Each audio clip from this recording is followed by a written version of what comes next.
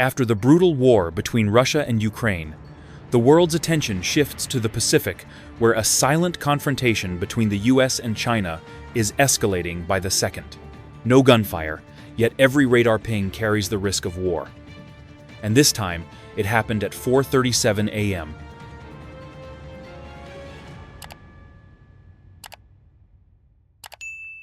The skies over Japan were pierced by an object never before detected, a phantom flying in absolute silence.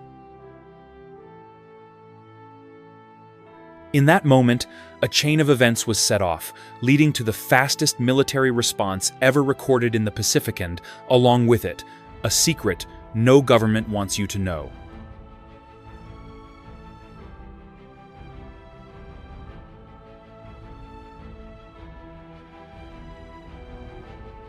If you want to follow every strategic move in the silent standoff between superpowers, subscribe to the channel today.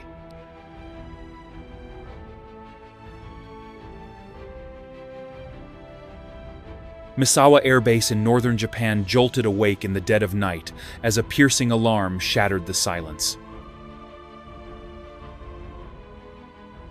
A Chinese aircraft had just entered Japan's air defense identification zone fast, signalless, frequencyless, as if it didn't exist.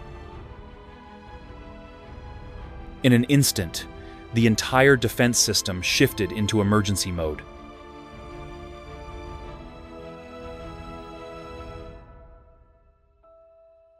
F-16 pilots from the U.S. Air Force, stationed at the base part of the Rapid Response Unit, immediately sprang into action, with half the weapons already loaded. Sirens blared non-stop. Commanders rushed out of the control center. Tension surged through the entire defense line like an electric current. Time was no longer measured in minutes but in heartbeats.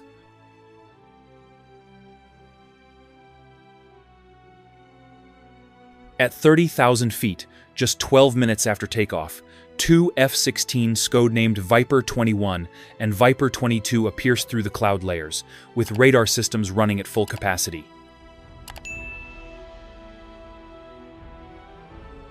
There was no room for gut instinct now. This was tactical pursuit.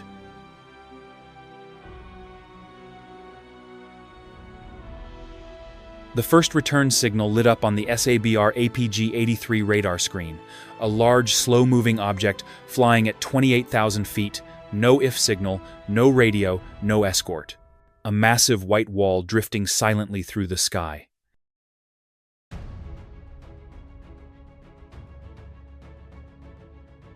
Every data point matched a KJ-500, China's electronic early warning platform, built for signal collection and battlefield jamming.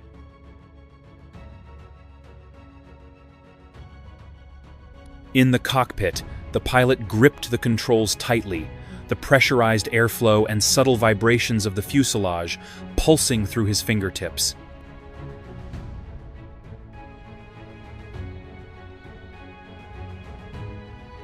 Viper 21 dropped altitude, closing in on the target's left flank, eyes scanning every detail of the antenna array, tail structure, even the scratches on its white paint. Viper 22A held a defensive distance on the right. This was no longer a pursuit. This was the assertion of airspace control.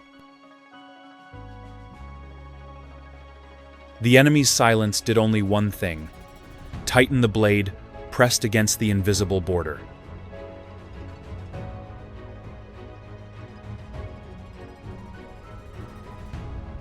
The distance narrowed to just 2,000 feet. Viper 21 adjusted its flight path, gliding close along the target's left side, dipping slightly lower to avoid wake turbulence. Early sunlight pierced through the thin clouds, reflecting off the long white fuselage of the KJ-500. No flag, no markings, just a silent block of metal drifting through a contested sky.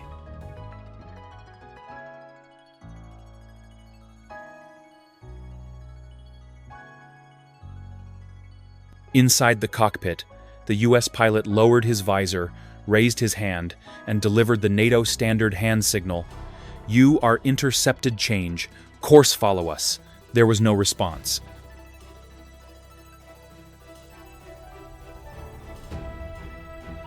Not because they didn't understand, but because they chose not to answer.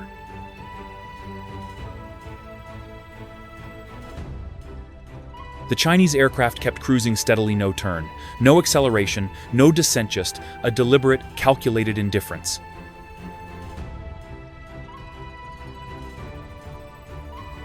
Every passing second was an unspoken question. Is this provocation or surveillance?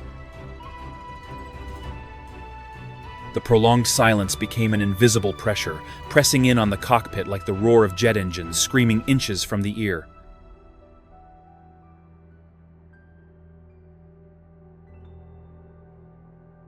In the open skies where no borders are drawn, only one form of communication remained: presence and a piercing stare. And that is the most dangerous thing of all when everything is said, and no one has to speak a word.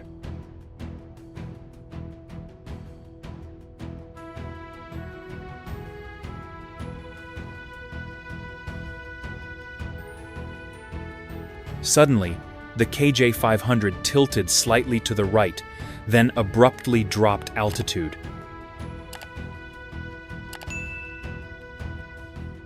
In less than 7 seconds, it descended from 28,000 to 24,000 feet, a move that didn't fit any known pattern of standard reconnaissance behavior.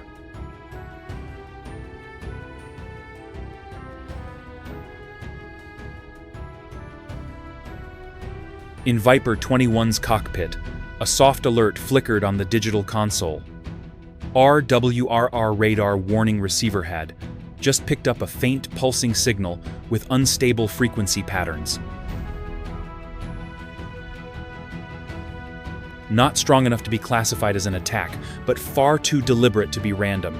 Viper 22 immediately adjusted position, re-establishing a defensive triangle around the target.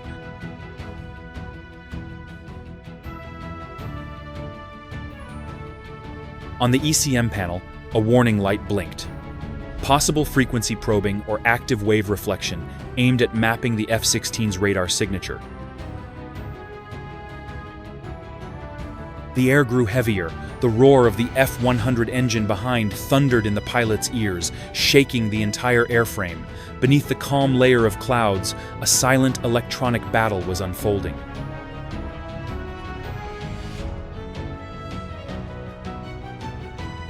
And no one knew where it would lead, a tech experiment, or the first step toward an unintended conflict.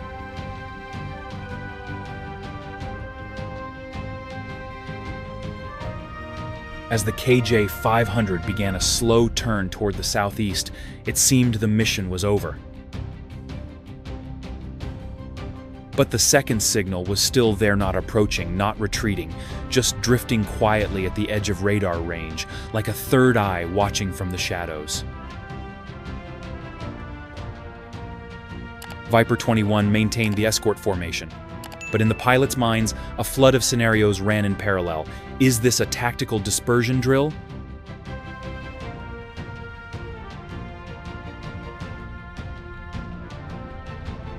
Command Center ordered all real-time data to be transmitted back to Basivary tilt angle, every pulse frequency, every millisecond of communication delay. No one dared to draw conclusions, but everyone understood. This was no longer just close flying, this was strategic calculation.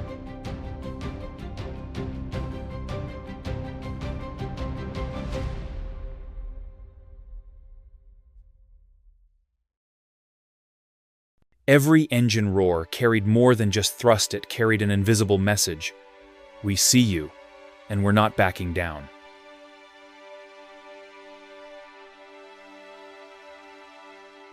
By the 23rd minute, the second signal vanished without warning.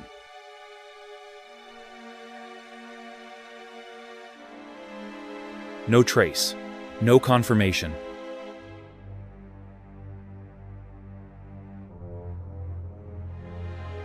Only the quiet sky remained, and the unmistakable sense that today's standoff was just a small chapter in a much larger rehearsal.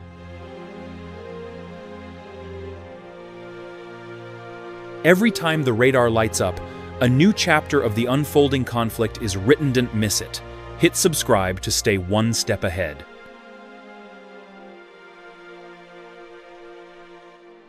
On the way back, the cockpit was silent, but the tension hung thick, like a steel wire pulled tight.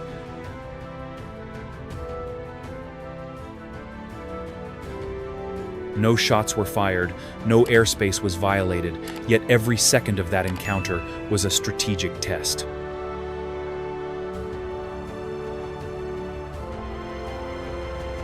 From radar to ECM, from response time to escort distance, every detail was logged, analyzed, and compared.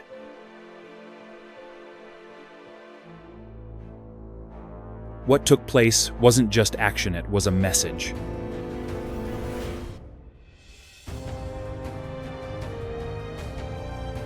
And if someone out there is counting the minutes, then the question is no longer if it will ignite, but when.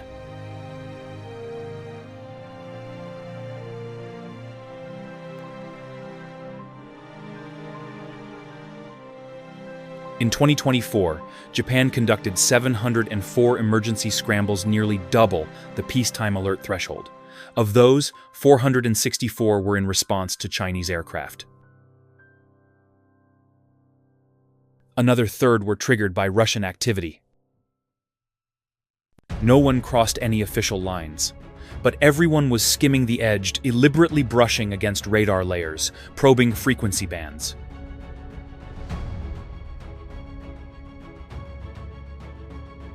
Each scramble, whether from Misawa or Kadena, was no longer just a defensive reflex, it was a move in a silent strategic chess game, where every step is measured in milliseconds.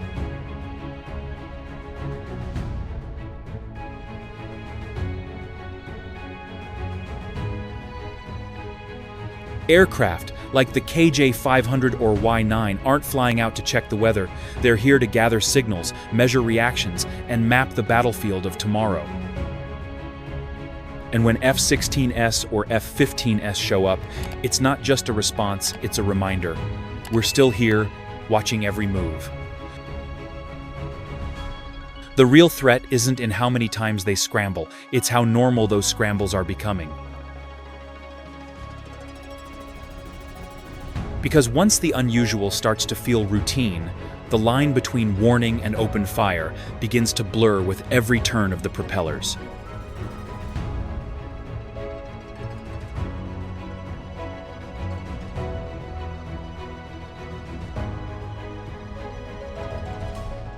In August 2024, a Chinese Y-9 aircraft breached Japanese airspace for the first time in modern history.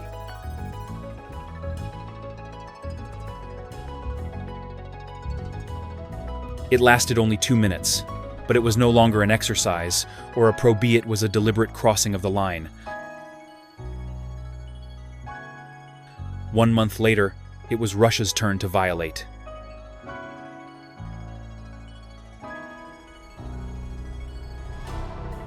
What once stopped at the edges of the AD is now pushing deeper into sovereign airspace. Radar alerts are no longer just part of training protocols, they're the pressure points of a programmed escalation. Inside the command center, air defense algorithms are being updated by the minute.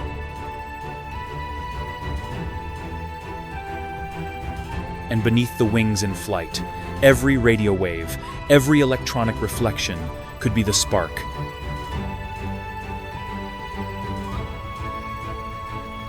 All it takes is one sync error, one misread signal, or one radar ping off course, and war will no longer stay on the simulation map.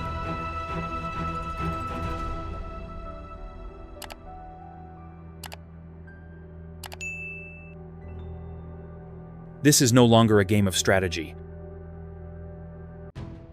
This is reality closing in with every turbine rotation.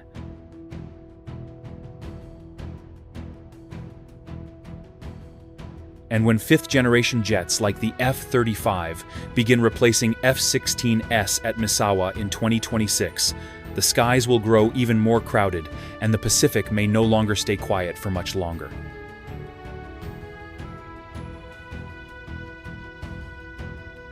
From the outside, each F-16 takeoff might look like a routine response. But in the military world, every intercept is a probing Strikia chess match between superpowers. China isn't hiding its intent. The KJ-500Y9 or strategic drones aren't just aircraft. They're tools for collecting radar signatures, analyzing communication waves, and testing adversary response times down to the millisecond.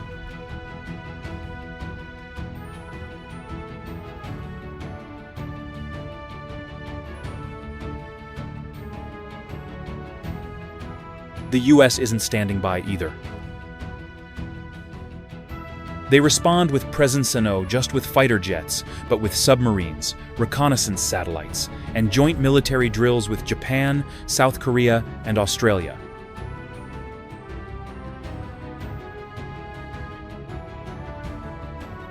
No one's pulling the trigger, but everything is primed to shift into combat mode within 300 seconds.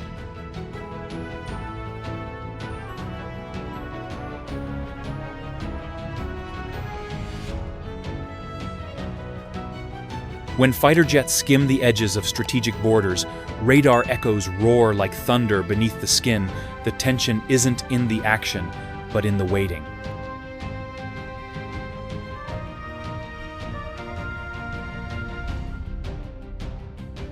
One wrong turn, one misread signal, one overreaction, and the entire Pacific could flip into combat mode.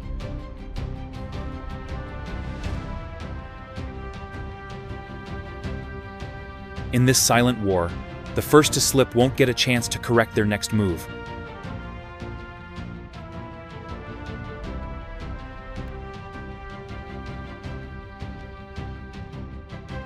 A red line was crossed. A boundary once thought to exist only in warnings shattered by the roar of a Chinese fighter jet. But in the world of superpower strength, red lines aren't empty threats. They're promises written in speed, firepower, and resolve, and the United States, just as it has throughout history, doesn't need to say it twice. Because the moment the Chinese fighter jet violated the airspace, every radar, satellite, and sensor system switched to combat mode. There was no time for debate, no room for uncertainty, only action remained.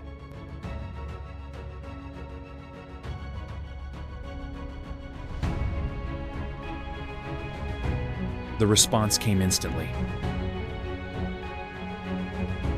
Not a diplomatic statement, but the sharp roar of an F-22 engine taking off. Not a declaration, but overwhelming presence in the sky. Strategy wasn't about numbers, it was about capability and precision.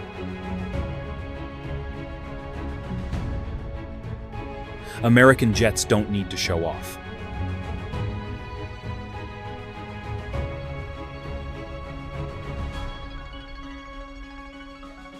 This wasn't the first time, and it certainly won't be the last.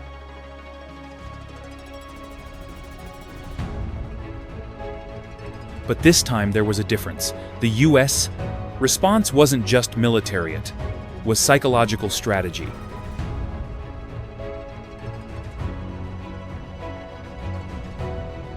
A cold reminder that the Pacific isn't a free playground. It's a chessboard where every move is calculated down to the second.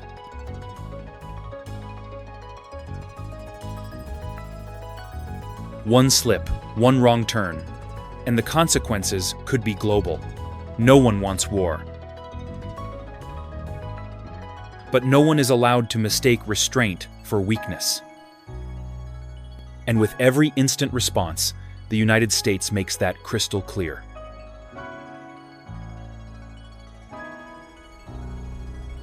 In a world where every movement is tracked by satellites, where even the smallest heat signature on the ocean's surface could signal the start of a war, reflex is the ultimate power. And America's reflects every radar pulse, every intercept, Every target locky's proof that they're never passive. They don't wait to be hit. They control the board, move by move.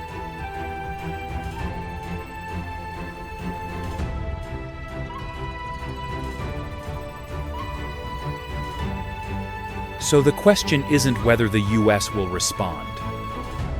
The real question is, are you fast enough to realize when they've already struck back?